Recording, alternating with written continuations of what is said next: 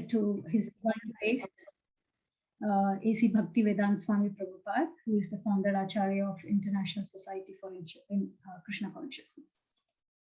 So today's topic is tips to overcome suffering. Yeah, and let's go through the agenda. This time it's really short, like you can see, because we will be really having a root cause analysis on this topic, which is quite major, plays a major role in our life. So root cause analysis of the causes of sufferings, and then practical tips of the day. So to start with, what are the causes of suffering, right? Let's look into it. So in the first class we discussed how, happiness, how when we get happy, we are really, we feel pleasant, nice. And when, what we are looking for, if we don't get that through, then that causes suffering. Yeah. And in the second session, we looked, the key to success, where, when we are really working towards a target, which we define in our life as success, while working towards it, there is a lot of suffering. And, if we don't get, what we're targeting, we suffer. But if we get also, there is, still suffering around to maintain that, right? So we also saw how our definition of happiness also keeps changing. Similarly, we also saw how Duryodhana, he had everything, materially with him, but still, he suffered and he failed badly. So what we have done is we have categorized these causes of suffering into, three major categories. And that is, first is the attachment. And let me highlight this. We are talking here about attachment to temporary things. Second is the attitude of comparison, right? Which I think we see in each one of us. And the third is committing wrong acts, right? So these are the three major things which cause sufferings in our life, and we'll go through each one of these in detail today. That's going to be the agenda, for today. Sorry, did anyone have something? Okay. So we will start with the first topic here, which we see on the screen, attachment, right? So now, like I said, this attachment is referring to attachment to temporary things. In last class, we also saw how Arjuna, because he got attached to his, he was attached to his family, friends, that's why he was, he was shaken, right? He didn't want to fight. And when he gave the following reasons to Krishna, 4 to 5 reasons, what we learned last time, we can see that the root cause has been, the attachment, what he had towards his family and friends, right? So let's start with an example, which we then eventually dovetail to what we are referring to in further slides. So we'll start with an example where, imagine a situation where, your friend, is coming and saying that, he's going to deposit, say 1 lakh rupees into your account. And he will say that, okay, I will take it back once I'm back, maybe approximately a duration of a month or so. And he comes back and he takes it, right? And do you feel bad about it, when he comes back and takes it? I don't think so, right? Because we always knew it was his money. In parallel, let's look at a situation where you win a lottery, yeah, of that 1 lakh, and that comes into your account, yeah. And what really, what happens in due course is that you have a theft or a burglary at your place, and you lose that money, right? Now, in this situation, you will feel really terrible, right? And you will suffer, and you will have the anxiety, the stress. You will do all what you can to get that money back, right? Maybe do a police complaint and a number of things. So why is this second scenario so critical for us? Because in the second scenario, we really got attached to that money, right? Thinking it's mine, yeah, and then we suffer. Versus to the prior case where we knew it was our friend's money, and one or the other day it's going to go, right? So, so what do we get from this? That if we get attached, attachment is one of the cause of sufferings. Yeah, we undergo that. So further moving, what comes to our mind when we hear about Arjuna, when we hear about this example? First thing comes is this attachment wrong? Is it wrong to get attached? The answer is no. But attachment to temporary things, is not right? Because eventually they cause sufferings. Okay, and we'll further analyze this. So why are we talking about this in Bhagavad Gita? What are we going to learn from Bhagavad Gita? The first thing is, why is this coming here? Attachment. Like I said, Arjuna, in the last class we saw that, his first argument was that how can he punish his whole family members and friends? Because he had different, almost all the category of relationships, on the opposite side, who was ready to have the war with him. Now, that is a sign of attachment, right? So, and like we understood, he gave 4 reasons. So, 4 reasons. And that was in the first chapter, right? When we move towards the second chapter of Gita, we understand that Krishna then, gives, answers to Arjuna's questions, right? So Krishna gives the solutions here. So the first thing Krishna answers to start with in the second chapter is, as an answer for this attachment, which was the reason by Arjuna. So Krishna's, like I said, his instructions start with how to deal with attachment. Yeah. Now, eventually we will see the flow in Bhagavad Gita that Krishna makes us understand what is temporary and what is permanent. Yeah. And, we should be, clear in our mind that we should act on the platform of permanent, not temporary. Yeah.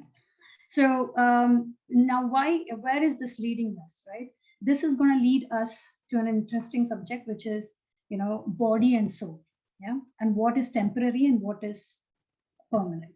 So Krishna overall refuted this, attachment by presenting a philosophy called as Sankhya philosophy in the second chapter, and which is nothing but analyzing and understanding what is body and what is soul. And why did Krishna speak this? Of course, because he wanted to destroy the attachment which Arjuna had, right? So we'll see this in, like I said, in the second chapter, Krishna starts with this, and this is the shloka where, Krishna highlights, the difference between a soul and a body. Yeah. So, and also highlights that change in the body is natural. Yeah. So the shloka goes as, Dehino asmin yatha dehe kaumaram yauvanam jara tatha dehantara praptir dhirastatra namuyati. As the embodied soul continuously passes in this body from boyhood to youth to old age, the soul similarly passes into another body at death. A sober person is not bewildered by such a change. Now, this is a shloka from Bhagavad Gita, when we say 2.13, second chapter, 13 shloka, right? Now, let's just go, into the first line by line of this shloka, yeah? So in the first line, we see there are 2 components here, right? 2 entities. One is Dehi and one is Dehe, right? So Dehi here refers to the soul and Dehe refers to the body. Now, Krishna clearly, he's saying that there is a transformation.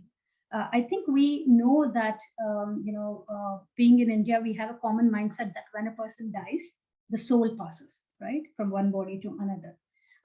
But here, Krishna is highlighting that, but along with that, he's also highlighting that the soul also continuously passes within the same body, yeah, as we change. So even from a scientific point of view, we know that, there are transformation of our body cells, after every 7 years, right?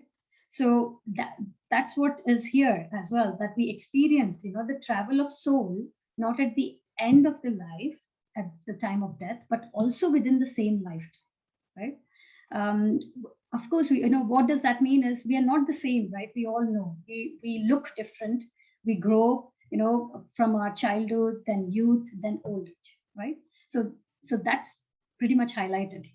And the other key thing here to notice, a sober person, which is called as dheer. Yeah. What is a dheer? Dheer is is a person who has a perfect knowledge, that, and he knows the difference between the body and the soul. Yeah. So and such a person who knows that body is, body is temporary and soul is permanent, will not get bewildered by such a change. Yeah. Will not get disturbed. So this is similar to the conception of what we heard, that story of, friend giving us money, right? That 1 lakh, when it is given, we knew it is going to leave one day, right? So we were prepared mentally, and that's why we did not, undergo a suffering with that change, right? So in the further, here we will just highlight. I'll show some pictures here, and if you can guess, who this person is, and you can drop a note in the chat box. So there are 4 pictures here, and this is related to the previous shloka where, from childhood, youth, and then old age.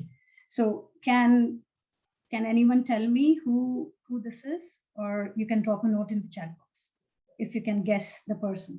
It's the same person. Mahatma Gandhi. Yeah, so there you go. So so this was Mahatma Gandhi, right?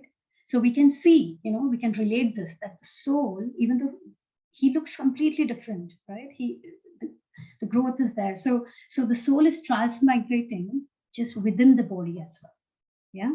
And towards the end, at the time of death, it transmigrates into another body. Yeah. And we'll hit that topic as well. Yeah. So now, when we hear these 2 components, let's just, learn a bit more on, the body and the soul aspect. So let's start with the body. Yeah. So the body is, we can divide the body into 2 components, and that is gross body and subtle body. We all know that, we hear people saying that, our body is made up of Panch Mahabhut, right? So that is the gross body. Yeah. So 5 components which comprise of our gross body, which is earth, water, fire, air, and ether. Yeah.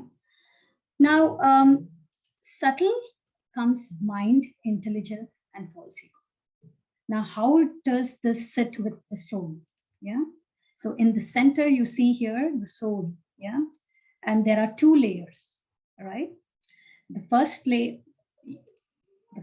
is the subtle body, which is the closest to the soul, and then comes the gross body, which is the external. Yeah. And we will see further in, we'll relate this with the shlokas, which are also given by Krishna in Bhagavad Gita, that the soul comprises as superior energy of Krishna. Yeah. Whereas the body is material energy. Yeah. And this body, which is fully material in nature, it is divided into 2, which is gross and subtle. Yeah. So at the time of death, what happens is we leave the gross body behind and we carry our subtle body into our next life. And the next life is dependent on the desires and activities we have performed in the current life. Yeah. And that's why we see, where that we have a tendency of some likes and some dislikes, in our mind. We like a kind of food, we like certain kind of people around. And this is all coming, from our subtle body, which we carry into the, next body. Yeah. And, and mind is something which gives that, right? But when we talk about intelligence, it's more to do with whether this is right or wrong, the power to understand what is right and what is wrong, right? That is through the intelligence, subtle body. Now, the difference between mind and intelligence here, yeah. So let's say that, let's take the popular example of a diabetic person, yeah. So the mind for this diabetic person would really attract them if he sees a food, a sweet food, yeah. He really would get attracted towards it, yeah, and it would drive him, to an extent that, he keeps contemplating on it and he wants to have it, Yeah, but the intelligence would help him with a clear picture, as if I, if I have this, it will, cause, health issues for me. So mind says that I want this, and once it sees something attractive, it wants it. But intelligence is the one which drives you, that this is illusion, don't go into it, and really clarifying you that even if it gives some happiness by having it, it will still be temporary. Yeah, not permanent. And eventually, if the diabetic person tend to have that sweet, the intelligence would say that it might give you happiness for that moment, right? But in due course, it would make you suffer more. That is intelligence. Yeah. And these components of bodies are described, we are not getting this from anywhere, but in fact, Bhagavad Gita. So in the 7th chapter, Krishna highlights these components. Yeah. So Bhumir apu nala vayuhu khammano bhuttir evacha ahankara itimam me bhinna prakartir ashtadha. So earth, water, fire, air, ether, mind, intelligence, and falsity, all together, these 8 constitute my separate material energies, right? So the first 5 here are the gross elements, and the next 3 are the subtle. But, like Krishna highlights, all these fall under material. Yeah. Well, so these are his material energies. Yeah. Now, this tells us about body, right, which is material, yeah, which is temporary, right? But now Krishna also highlights that, what about soul, right? What does he say about soul? So this is the shloka where he highlights that soul is his superior energy, not material. Okay. Apareyam itastva anyam prakritim vidime param jiva bhutam mahabhaho yayedam dharyate jagat. So besides these, O mighty armed Arjuna, there is another superior energy of mind, which comprises the living entities who are exploiting the resources of this material inferior nature. So I think it is pretty much clear now that the body is, Krishna's material inferior nature, whereas the soul is his superior, yeah, energy. So, and this superior energy is utilizing, all these resources, all these material resources. So the soul is utilizing the body, yeah. So, and it clearly shows that the Atma, which is the soul, it is superior, yeah, to the body, yeah. So, so from this factor, we spoke about, I think, the gross elements. Like I said, we have a awareness on the Panch Mahabhuta, right? Now let's look a bit more on the subtle, elements, which is the mind, intelligence, and ego. Yeah. So this is a picture from Katha Upanishad, one of the Upanishads, and it kind of displays, very well the role of the mind and intelligence. Yeah. So mind is, man, and intelligence is buddhi. Yeah. So these senses are material, so they are, so senses are just like, horses. Yeah.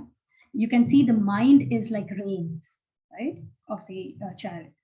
And, the chariot driver, yeah, is the intelligence. And the passenger who is sitting behind is, our soul, which is Atma, yeah, consciousness. So now, if, you will see that if the mind is not under control, yeah, if the reins are not under control, then the horses will move in all different directions, right? Which will, which will eventually make the passenger, which is the soul, suffer, right? Now they have to be aligned. So if the mind is controlled by intelligence, right, which is the chariot driver, if the chariot driver controls the reins right way, then the horses will, be in the right path, not beyond control. And that will help the passenger, which is the soul, to really, have a pleasant journey, right? So if the mind is, that shows that, if the mind is controlled by intelligence, yeah, then our mind can be our great friend, because the mind is controlled. Eventually, the senses are controlled, and so we will end up making the right things, right? But if the mind controls the intelligence, yeah, then the mind will act as a greatest enemy, right? It will go in all different directions, ending up not being in the right path, right? Now, how is this related to Gita? Because, like we said, these are the subtle elements, right? And these we carry at the time of death to our next life, right? So we'll have the tendency of few things because they come along, right? Hence, what Gita helps is, study of Gita helps us to develop that transcendental intelligence, yeah, which in turn can control the mind, and then eventually our senses, yeah, and have us the right placement, right? So further, to this, we spoke about mind, we spoke about intelligence, right? Now the third subtle element was ego, yeah, the false ego. Now this is the third subtle element, yeah, and let's see, what is false ego, and we can see a man here hanging, in the cliff, and false ego is something which makes us forget, things, and not accepting the truth. So in here, we can see that he's holding on to his ego. So there is an helping hand about that. But unless and until he doesn't let his ego go, he cannot take the support of the helping hand, right? To get him out of the problem. So he is in a problem, he can see, but he has that ego where he is not taking the help of the person who is extending that help, right? So it is very difficult to give up certain things, right, in our life. And even in our difficult situations, sometimes, like this hanging in the cliff, we may not be, looking for the holding hand, which can save us from that problem. So, and Krishna, we all come across these problems, sufferings in our life, and Krishna has made himself available. He's extending that hand, both within and without. Within, he sits as Paramatma, and he directs us.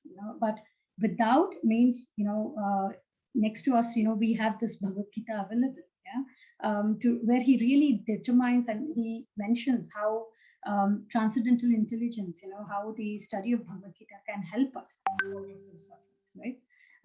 But we, with our false ego, we all, we know that we have this Bhagavad Gita available, or devotee associations, if we explore that, we have things available given by Krishna as per his instructions, but we don't, because of our false ego, we never even try to approach that and further explore that, right? So we always say that we are super busy, and end up not really have the opportunity to understand and try to explore what Krishna is saying in Bhagavad Gita himself, right? So we need to let that false ego go, which is the most closest layer to our soul, right? So further, we will see now, so far we have learned, right, that what is, this body is material, we change it, right? I mean, the soul passes from one body to another at the time of death. Even within the current life, it keeps transmigrating, from youth to old age, right? From childhood to old age. Now we are going to show you just a video which will also determine what Krishna has mentioned in Bhagavad Gita. He has compared body to a dress, yeah, and how we keep changing dress, the soul keeps changing body, which shows that that body is temporary, yeah. So I'll just switch on this.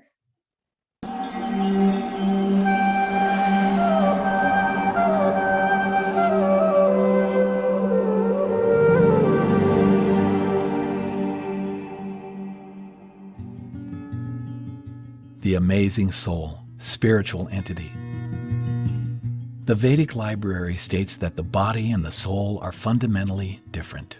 Vasamsi jirnani yatha vighar navani grinhati naroparani tatha sharirani vighaya jirnani anyani samyati navani dehi. Here in the 22nd verse of the second chapter, the Bhagavad Gita states, "As a person puts on new garments, giving up old ones, the soul similarly accepts new material bodies, giving up the old and useless ones." It's a very powerful simile in which we throw out clothes which are of no more use to us and take on and rejoice in new ones. So the death is not really a time to feel sad. We're only discarding stuff which we don't need anymore and which we really are moving on to bigger and better things and nicer things.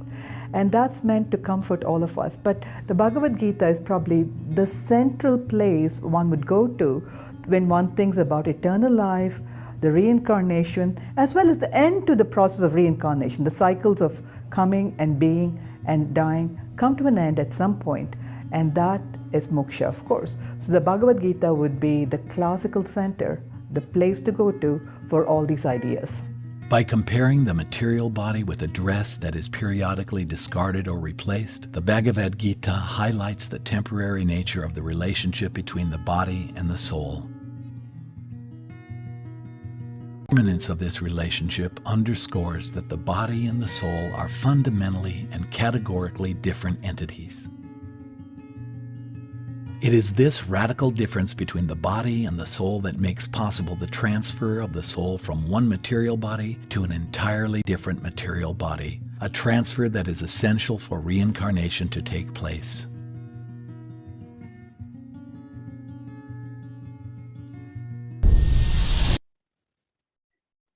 So I think from there, I think it is pretty much clear that the body is the temporary aspect, which is made up of material elements, and the soul, which is the spiritual entity, is permanent. Yeah, and along with that one, Krishna also compares this body and soul with another example here. Along with the dress example, what we learned just now. So he mentions this in the 18th chapter, 61st verse, that Ishvaraha sarva bhutanam hrideshe arjuna tishtati brahmayam sarva bhutani yantrarudhani mayaya. So the Supreme Lord is situated in everyone's heart, O Arjuna, and is directing the wanderings of all living entities who are seated as on a machine made up of material energy. So, like I said, so far we saw Krishna comparing, a body to a dress, and now he's comparing body to a machine, like this car, right? Now that he calls as yantra, right, machine. So, what is the purpose of a car, right? The purpose of the car is to take us from, say, one destination to another, from one place to another. Sorry. And he's comparing, this as a body.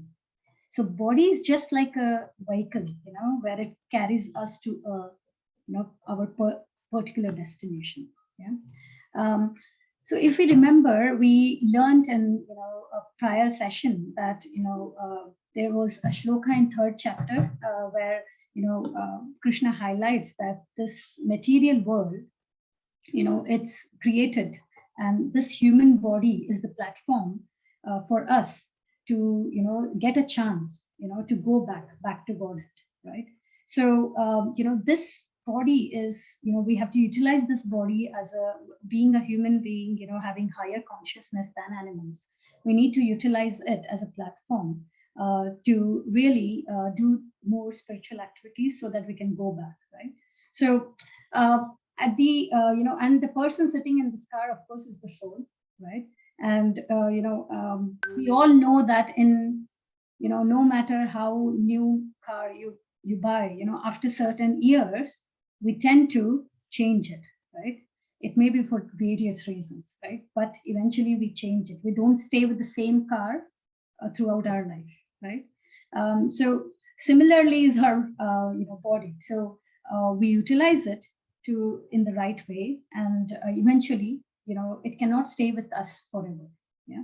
So please, I think from Bhagavad Gita we learn that from this human body we should utilize it to our best as a platform to take us to our ultimate destination, which is back to Krishna.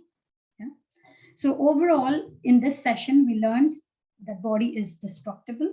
It changes, just like clothes, we can change it, and just like a vehicle, yeah, to take us to a particular destination.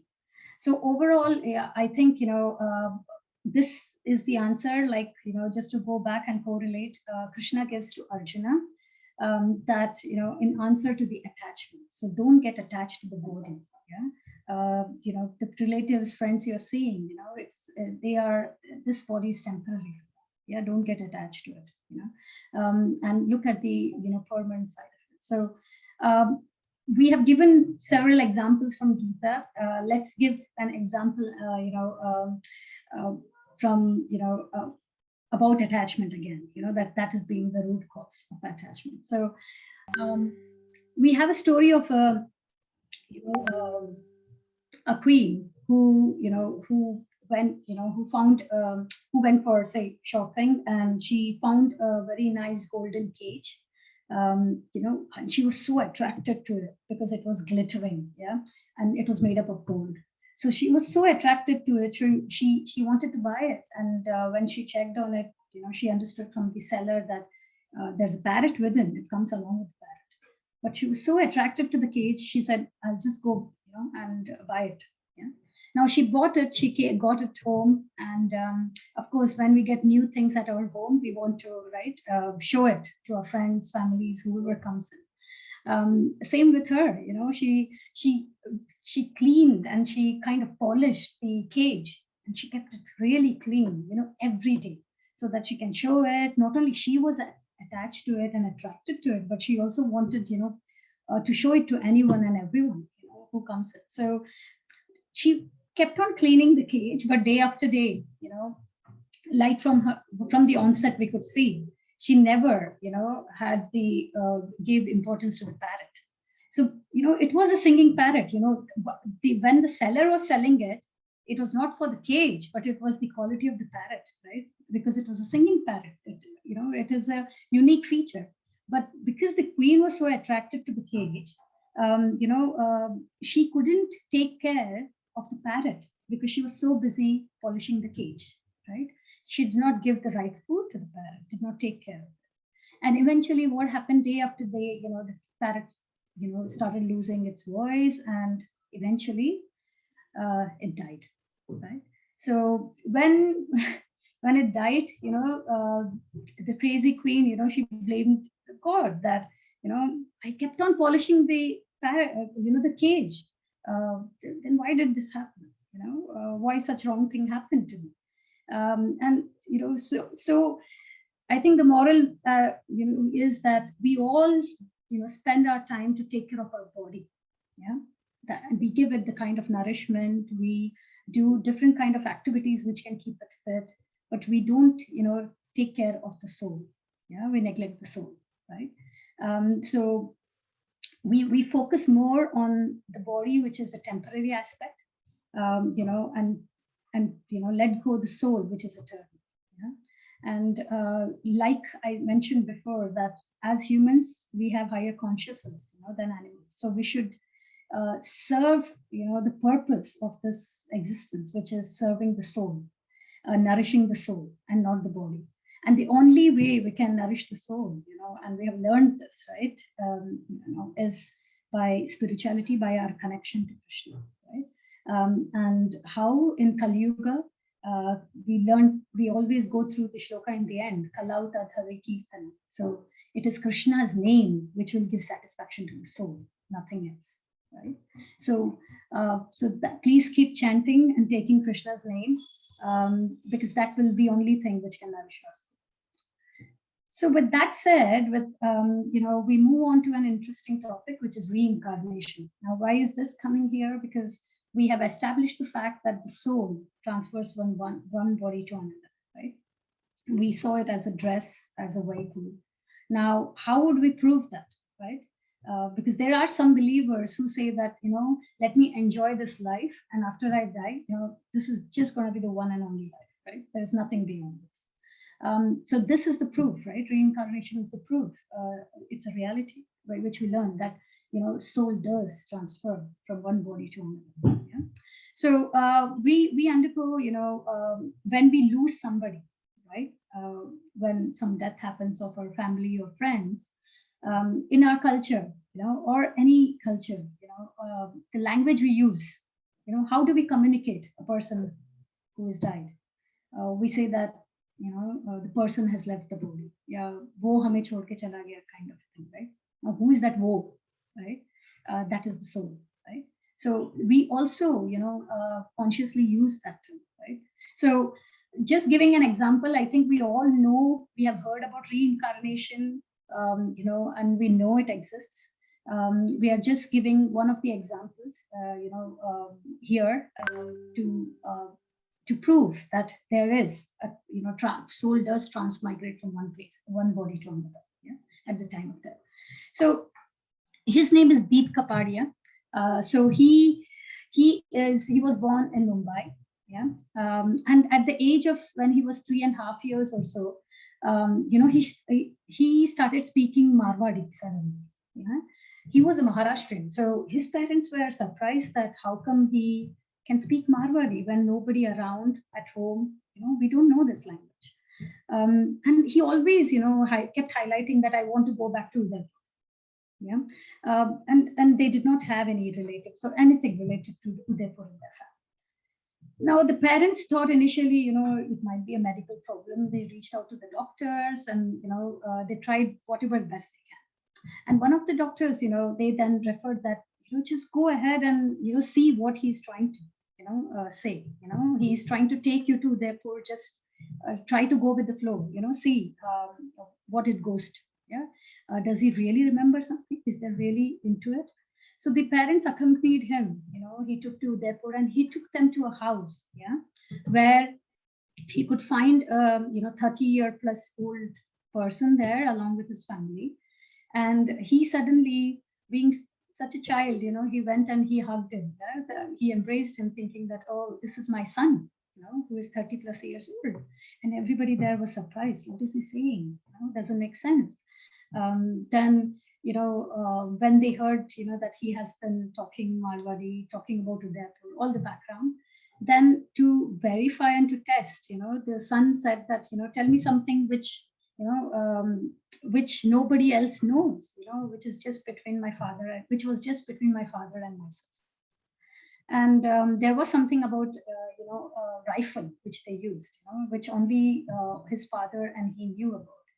And when he asked about it, he was surprised to know that Deep Kapadia, he went to the right spot, to the second floor. There was a specific place where behind the picture, there was a safe where that rifle was kept, and it was still there.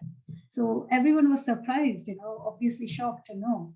And at the same time, his profession back then in Udaipur, in his past life, was he was a security, security guard at a museum, yeah, in Udaipur Fort Museum, yeah. So he also visited there, and there was one unique fan which could only work with kerosene, yeah. And he went in there because he had visited Udaipur after proving this rifle thing. He went to the museum. He could make that fan work with the kerosene, which only he could do at that time. And post that, people used to talk that he was the only person who could do, and nobody could do later on. So what this whole story tells us is, overall, the soul transmigrates, from one body to another, right? So this is, just used as a proof. So with this, we end the topic of the first cause of suffering, which is attachment. And we have seen how attaching to the body, causes suffering. Attaching to the temporary things like body causes sufferings. Yeah. So please, yeah, I think we should dovetail our attachment to the spiritual entity, which is the soul. Right? So the second factor which we saw in the agenda was comparison. And like we can see this photograph, right? The child, the boy has, his own choice of ice cream in his hand, but still, he is attracted towards the girl, the ice cream the girl is eating. So he's comparing, and that's why with that comparison, he's not able to cherish and feel happy to what he himself is having in his hand, right? And this sounds very sweet example and very cute, but we see in our day-to-day life that we as adults, as also undergo this within us at a higher grade, right? So with comparison now, we will just share one of the anecdotal story. It is interesting story. So there was a Kali Mata worshipper, and he performed certain austerities, and he prayed every day, and he did all from worshipper point of view, yeah. And Kali Mata really got happy, and she asked him, "What do you want?" And he said that you'd like to have all the material comforts, and I would just like to have this checklist, right? So as I progress in life, I should have more material assets.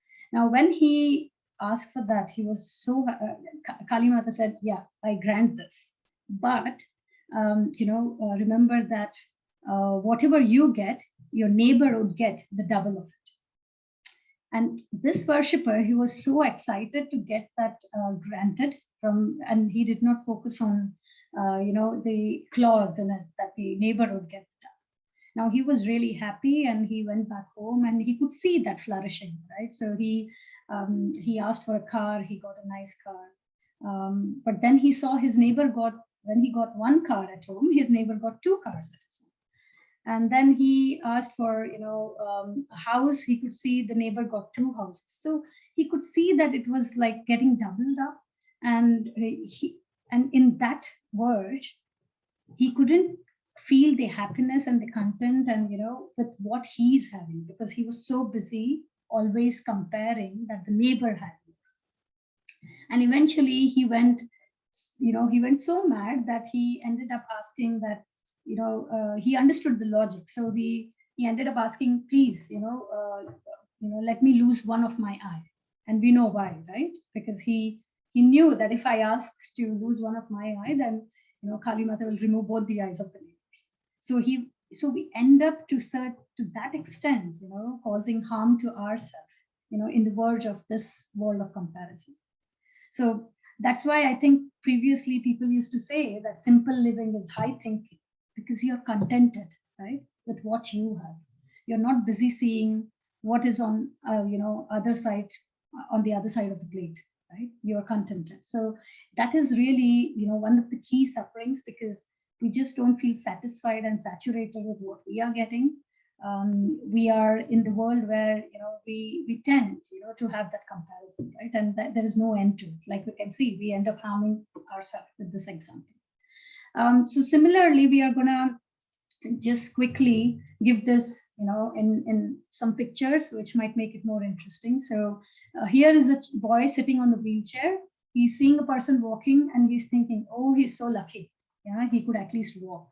He could do so many activities, but me on the wheelchair, I cannot even go down." That same person who is walking would see a person on the bike and would think, "Oh, I wish I had that bike," right? And then the person in the bike would see a person who is sitting in the car, right? You would think, "Oh, he's at least saved from the sunlight, or he has the comfort." Now this person in the car would see a person, always be looking into a person who has a higher version of the car, and he's not happy with what he has. He's busy, when will I get that, right? And this person thinks, "Oh, I wish I had that big car." The big car guy he has the big car, he would still think that, "I wish I had that car, because that would be fast," right? And the most expensive car person would still have something in mind, like, "I wish I had an helicopter, because that would get rid of me from all this traffic," right? So and the comparison just goes on. There's no limit to it, right? So we also correlate that with one of the stories from Ramayana, that when we all know that Hanumanji and his monkey army was building the bridge for Ramji to cross over, the ocean to get Sita Mata back, right? So while doing that, what happened was Hanumanji and his army were lifting big mountain rocks, right, and throwing it to the water. And they saw that, Hanumanji saw a small squirrel, was just trying to, throw some sand particles into the water as well. So Hanumanji just said that, he just asked squirrel, what are you doing here? Such small grains of sand, how would that help? And moreover, while you are putting that, you would come under my foot and you would die. So please move away, right? So he told the squirrel, and Ramji listened to that. And then we saw that, how he comes and he instructs Hanuman, and that, even though the squirrel was putting small sand particles, but that was the capacity of the squirrel. And, the squirrel was doing the best to help to build that bridge, right? To serve Ram. So Ramji just, highlighted that both Hanuman is doing for his capacity, squirrel is doing for, his capacity. So they both were doing, their best efforts, to serve him, right? So what is the moral of the story here? So we should not compare, rather we should always think that we should put our best efforts. And at the same time, we should not feel proud of ourselves, because we could see that Hanuman could think that what would the squirrel do? It would not add any value, and became proud of the amount of the effort they were putting in. So, and God clearly, Lord defines here that, maybe we have the capacity, big or small, talent, higher or lower, but, the attitude or the, thought process of us putting that, doing our best to serve, Krishna or Ram, that is what, the Lord sees, right? He's really pleased when he sees that we are doing our best, irrespective of what comes out. And also that, with the love and care we show towards him and, towards each other. So comparison, yeah. So these are the top pieces, what we learned on comparison.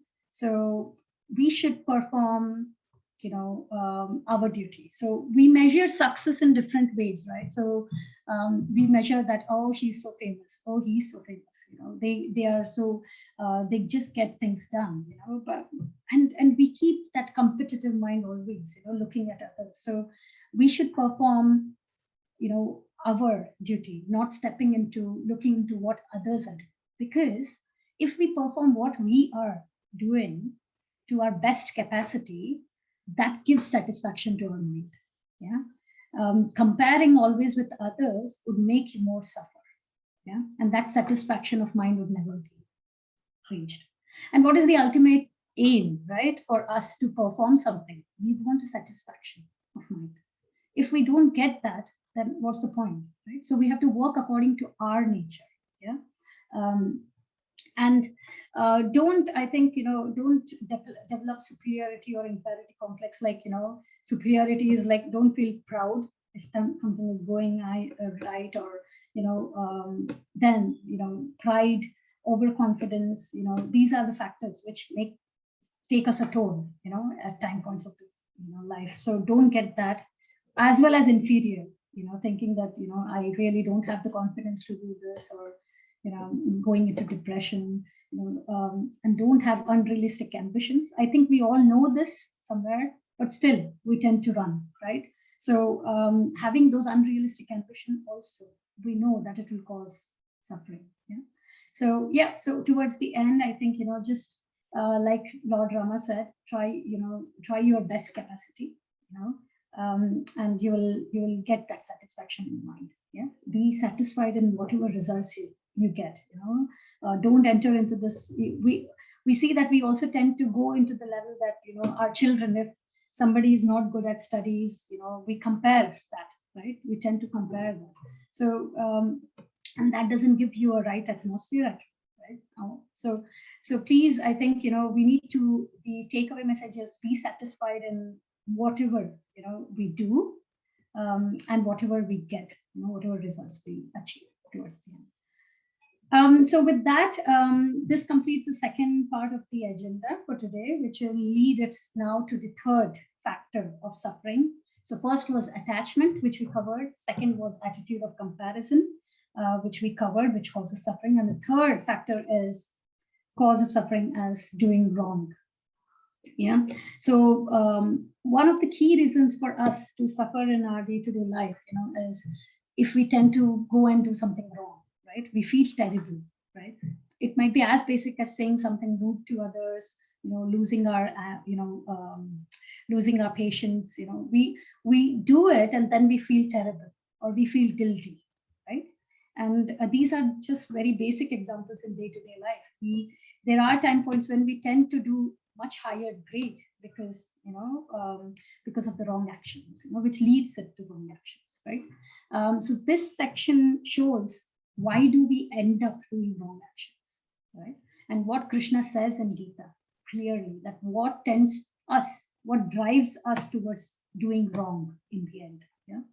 So these are the stages of fall down due to uncontrolled mind. So the shloka, this is second chapter, again, 62nd verse. And this is a chain where Krishna mentions that it starts with contemplation and it ends, with, doing wrong actions. So, dhyayato vishayan pansaha sangasteshu pajayate sangat sanjayate kamaha kamat krodho abhijayate. So while contemplating the objects of senses, a person develops attachment for them. And from such attachment, lust develops. And from lust, anger arises. So we'll show this in a picture format so that it makes easy to follow. So Krishna says that by contemplating on sense objects, right? What are these sense objects?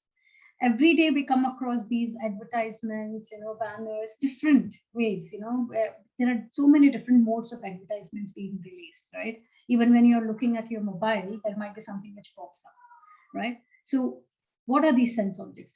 If there might be an advertisement for ice cream, pizza, or, something, and all these are material, right? To attract, So when when there are these sense objects, again, like we learned, they need to be controlled by mind, because these senses are like horses, right? They need to be controlled by mind, and senses tend to get attracted by these sense objects, right? So contemplation, means continuously thinking about it. Continuously thinking about some sense object develops attachment. Yeah. Now, and this attachment, when it increases, it causes lust. Lust is a heavy attachment. Yeah. And this lust, which is the heavy attachment, in case if it gets fulfilled, right, then we feel happy. But if it is not fulfilled, then it results into anger. So this is the cycle Krishna is explaining in the 62nd verse of second chapter. That if we keep contemplating on something, we developed a bit of attachment, and when we keep thinking more on that, then that attachment increase turns into lust, and lust, if it is unfulfilled, it turns into anger. That comes out. Now, what happens after this? The cycle is there. So, further stages of fall down. So, krodhat bhavati sammoha, sammoha smriti vibhrama, smriti brahmashat buddhinasho, buddhinashat pranashyati. So, from anger, complete delusion arises, and from delusion, bewilderment of memory.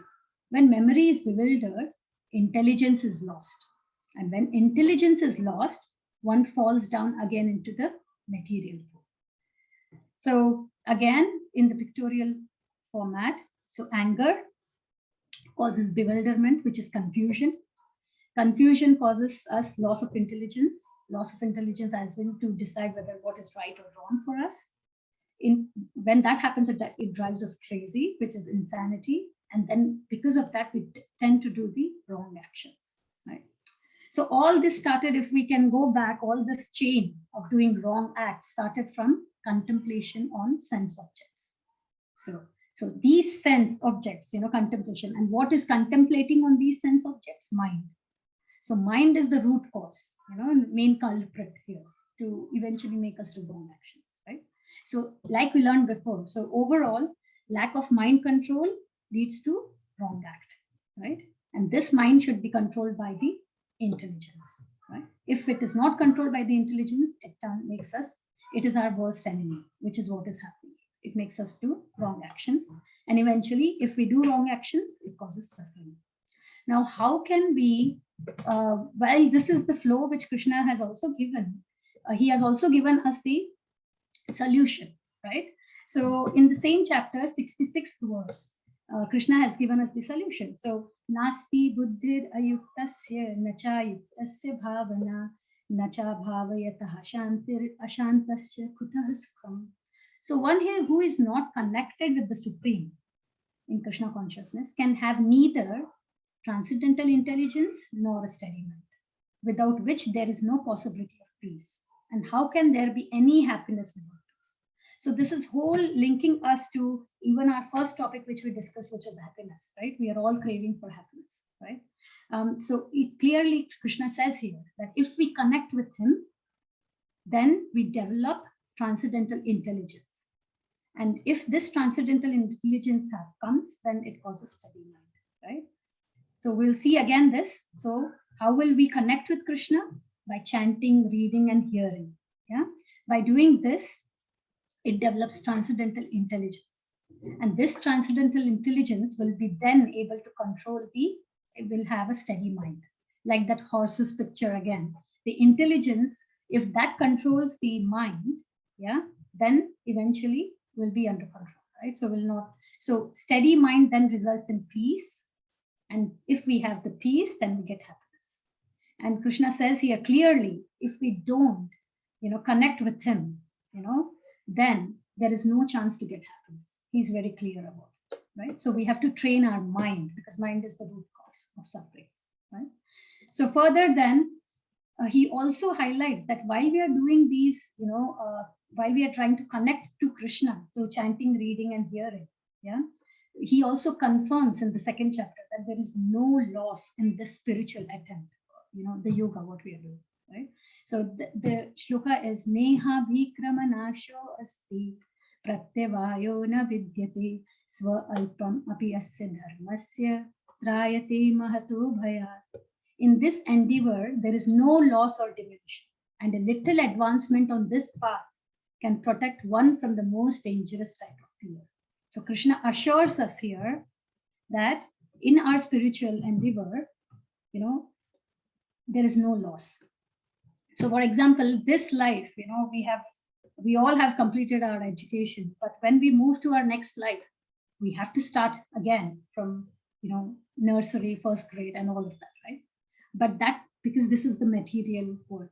But in spirituality, Krishna assures you that if we are doing spirituality this life, then that is not lost. It will continue, right?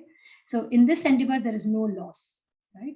And it can protect us from the most dangerous type of fear in this life, yeah, and in next. So overall, then today's session, what were the root cause of sufferings we learned? Attachment to temporary things, which is especially the body. Comparison, attitude of comparison, it creates anxiety, which ends up in suffering. And then if we contemplate on the sense objects, with mind being uncontrolled, it will drive us insane to make us to do wrong acts. So with this, we move on to our practical tip of the day, which is the last part of the agenda. And I'll hand it over to Sri Gautama. Thank you, Nikita. So it was really a nice session where you took us through, the root cause of our suffering. Basically, if you see, why we are suffering in this world, you can categorize the reason of all those suffering in one of these three categories, right? So it is very important for us to really contemplate on this and see what we can do to help ourselves, right? So moving on to the next slide, we will see what we take home from this session, that we should perform our duties to the best of our ability, right? Always keep Bhagavan Ram's instruction to Hanuman when he was comparing, his endeavors with his squirrels, right? So because what we want from our duties, our services, is peace of mind. But what we end up doing is unnecessarily anxiety due to comparison. So just perform your duty to the best of your ability, and that will give you real happiness. Okay. And the next is, don't develop superiority or inferiority complex, right? When we do our duty, we unnecessarily develop, oh, I'm so good at it. You develop a kind of pride in yourself. Even, for example, when you are giving charity, right? You can be proud of just giving charity, or you can be proud of that no one can do this work the way I do, right? Or at other end, sometimes we become so anxious because you are not able to do something as good as the other person is doing, right? You feel so depressed about that, again, by comparing yourself with some other person. Every person is meant to do something, right? For example, if you see eagle, right? Eagle's capacity to look at things from far off, humans don't have that capacity, right? So human being is meant to do something else, right?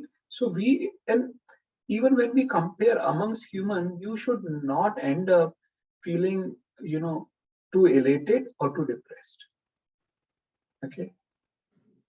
Move on to the next bullet. So don't have unrealistic ambition. Now, this is one thing which is, it's for you, for your family, specifically for your kids, right? As parents, as grandparents, we should not be over ambitious. And a great example of over ambitious was Dhritarashtra. He would always burn in jealousy to Pandavas.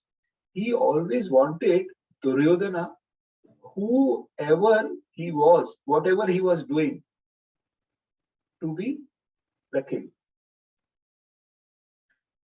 His unrealistic ambitious of having his son to sit on the throne actually that was the root cause of Kurukshetra. And he didn't end up on the throne, but what he ended up with, we all know, right?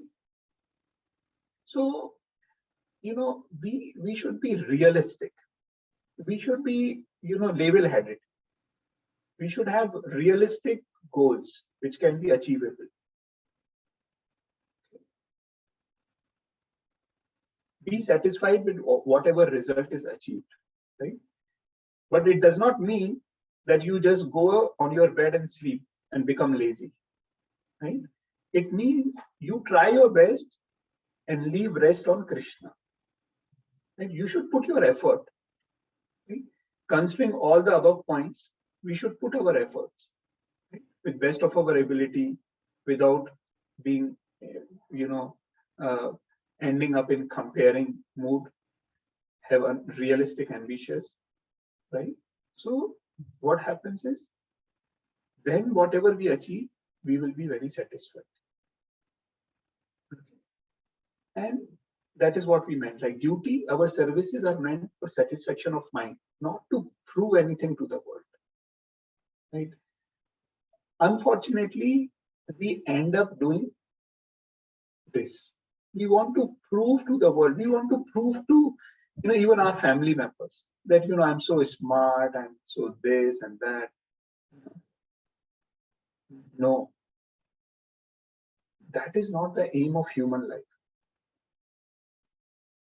Right? So now what is the solution?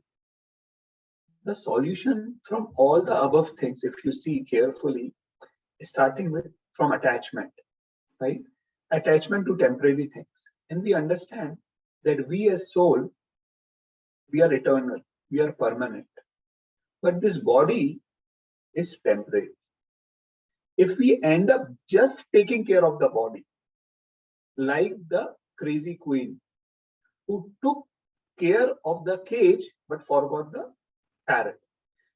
And unfortunately, many of the public outside, because we understand that those who are attending this session, they are really, they have intelligence. They want to understand spiritual life, right? They want to live a spiritual life, which is why you people are attending this. But if you see outside world, what are they doing? Just living for something which they are not. They're just living to take care of this body, and they don't know what they are. They don't understand that they are soul, not this body, right? If you ask someone what percentage of time you are spending for this body versus for your soul, it is 100 versus 0%, right? It is not that we neglect our body. We should take care of our body as much as we need to take care. But don't just live for the body, which is temporary, right? So we should utilize our body for uplifting the soul in spiritual activities. Second thing we discussed a lot, and always think about Sri Ram, right? His example. Don't end up in comparing attitude, right? And third thing is contemplation. Contemplation on sense object, which will make you crazy. And we are living in the world of where this pandemic has spread, coronavirus. But there is one virus which is spreading more widely than this coronavirus. Does anyone know which virus is that? That virus is known as terrible virus, TB, which is there in all our houses. That TB, terrible virus, is actually making us crazy, because more than the movies, more than the whatever you see on that TV, sports or entertainment or whatever, more than all those things, advertisement will come. And what does advertisement do? They will show you that your life is of no use if you don't have this gadget. Your life is of no use if you don't have this cloth. Your life is of no use if you don't have this washing machine. These just basic examples. And then you will see, oh yes. And then your hankering will develop, your lust will develop. That I want this, and then that is what Krishna explained. Dhyayato Vishwan Pamsan Sangas Teshu Pajayate, Sangas Sanjayate Kama, Kama Krodha Vijayate. Krodha Bhavati Sammoha, Sammohat Smriti Viprama, Smriti Bhrimshat Buddhi Nasho, Buddhi Nasha Panasha. So, we will become crazy starting from contemplation. So we should take care of ourselves. We should try to take remedy from Krishna again. And what he says, engage your mind, engage your intelligence, engage your senses in spiritual activities. Gradually, you cannot change anything overnight, but at least, start, right? Start doing those things. Little bit of chanting, little bit of reading Bhagavad Gita, right? These are things which are going to help us. Okay, so we'll move on to the next slide, which highlights, our favorite verse from Srimad Bhagavatam, which says that Krate yadhyayato Vishnu Tretayam yajuto bakhe dwapare paricharyayam kalo tadhari kirtana. That in this Kali Yuga, the only remedy is to chant the name of Lord Hari. Hare Krishna, Krishna Krishna, Hare Hare, Hare Ram, Ram Ram, Hare Hare. This is the only remedy, which is again highlighted in the subsequent slide in Kali Santarana Upanishad. There may be many mantras, there may be many names, but this mantra, which is composed of 32 syllables, 16 words, is the medicine for Kali Yuga. Hare Krishna, Krishna Krishna, Hare Hare, Hare Ram, Ram Ram, Hare Hare. Iti Shodashakam Namna, Kali Kalmasha Nashna, nata parantaropaya sarva vedeshu drishyate. Everywhere, all the Vedas, they say one thing, that these 16 words, composed of 32 syllables, is the only remedy for Kali Yuga, which can, what it can do? It can counteract Parataropaya, Nata Parataropaya. It can counteract all the evil effects of Kali Yuga. Kali Kalmasha Nashna. So this is very important for us to understand, right? So we request all of you to try to understand these basic things, because this will ultimately help us, to be happy, to be successful, and to overcome our suffering, right? So now I will request, if you have any questions, if you have any comments, if you want some clarification, please unmute yourself, or you can drop your questions in the chat box.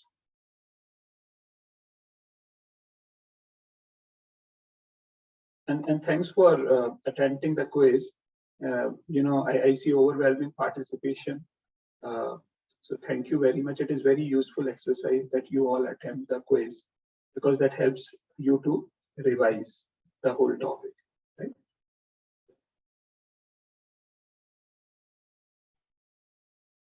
Okay, so if all of you have understood the topic, should I ask question? Will that be fine? Yes, Prabhuji. Vamshi Prabhuji. So really it is very interesting, right? The way Nikita Mataji took us through, right?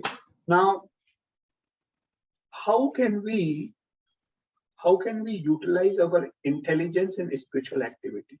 Can anyone share?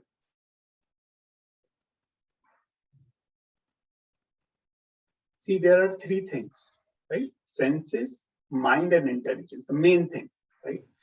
Now, how can we utilize our intelligence in a spiritual activity? Because we have this intelligence controlling, the mind controls the senses. Yes. And we need to spend time, understanding the permanent thing rather than, engaging them in the material activity. Very nice, very nice. And that is what we are doing, right? So we all are discussing Bhagavad Gita, which is we are utilizing our intelligence, right? That's so good. Thank you very much, Vamshi Prabhu. So my next question is, what do we do to utilize our mind in spiritual activities? Anyone else will like to attempt? We all do something spiritual, or at least we would have started after, attending these sessions. So will someone like to? Yes, Hari Krishna Prabhuji, you will like to? We have to introspect ourselves, to drag our mind into our body rather than going outside the body. Very good. Very good. Thank you. So that is, rather than looking outward, we have to look inward. That is known as self-realization, right? We are always looking outward to satisfy ourselves, but we have to look inward. And you know what helps us to do that? Mantra. Do you know what is the meaning of mantra? Mantra. Something which controls your mind. That is known as mantra. So this Hare Krishna Mahamantra, Hare Krishna, Krishna Krishna, Hare Hare, Hare Ram, Ram Ram, Hare Hare. This helps to control our mind, because that is the objective of chanting the mantras. The basic, the preliminary objective, we can say, is that it helps us to control the mind. Mind which is restless, turbulent, obstinate, this mantra will help us, right? And we saw how intelligence will further help us. Understanding the Bhagavad Gita help us also to control the mind. Then mantra will also help. Right? And senses, right? How should we engage our senses in spiritual affairs? Will anyone like to share?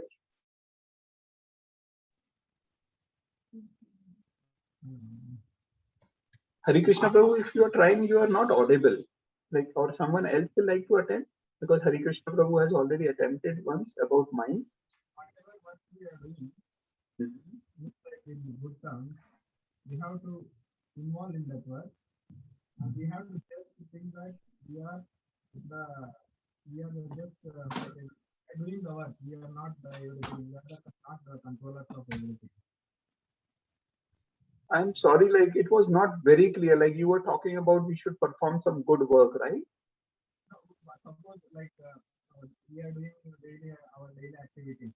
Right. Okay, some reading or something, reading or writing or watching, whatever we are doing, we have to involve in that. We have to just observe, just and do that. Like we should not analyze or we should not analyze that well. Yeah. So Hari Krishna Prabhu is sharing, about work. How we should work actually. So that is actually an important topic which we are going to cover. In one of our sessions. That what is, what should be our attitude when we work, when we do something. Right? This is a very important topic actually. So we'll go through that in one of the session. But directly, like I would like to share with you that senses can be utilized, like eyes can be utilized by looking towards spiritual things like deity of Krishna, photographs of Krishna. Tongue can be utilized by chanting names of Krishna or taking prasad, right? Nose can be utilized by smelling the flowers which are offered to Krishna. Ears can be utilized by what we are doing now, hearing Krishna Katha, right? Kirtan, right? And touch, what do we do with touch? We hold Tulsi Mala and chant the names of Krishna, right? So this is how we try to utilize our senses also in spiritual activities. So these things will gradually, help us to divert, our mind from material things to spiritual things, right? Gradually. And then it will help us to overcome our sufferings, which are caused by attachment, comparison, or by doing wrong things. Okay. So just want to check if anyone has any other comment, question before we end the session. I think how to involve our senses, right? Yes. About that.